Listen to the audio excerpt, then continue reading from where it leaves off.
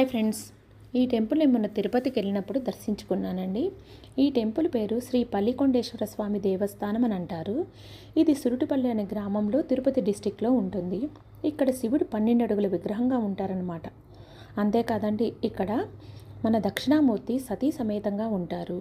అలానే లవకుశల పాదాలు కూడా ఉంటాయి. చాలా బాగుంటుందండి, అందరూ దర్శించుకోండి. ఈ టెంపుల్ 1344 సంవత్సరంలో శ్రీహరి బుగ్గరాయల కాలంలో నిర్మించబడింది. ఈ టెంపుల్ గురించి చిన్న కథ ఉందండి. క్షీరసాగర మదం అప్పుడు శివుడు కాలకూట విషం తాగుతారు కదా, అప్పుడు ఆ హాలాహలము కిందకు పోనీయకుండా పార్వతీదేవి శివుని కంఠాన్ని పట్టుకుంటుందంట. అప్పుడు ఆ విషము కంఠం దగ్గర నిలిచిపోతుంది.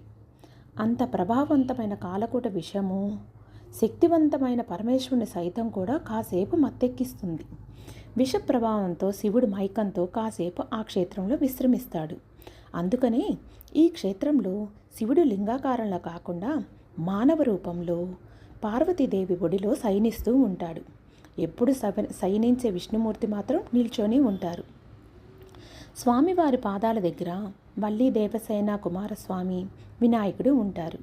స్వామివారికి చుట్టూతా దేవేంద్రుడు, చంద్రుడు, సూర్యుడు, కుబేరుడు, నారదుడు అలానే ఉంటారు. అలానే కాకుండా వాల్మీకి, వశిష్ఠ, విశ్వామిత్ర, గౌతమి మహర్షులు కూడా ఉంటారనమాట.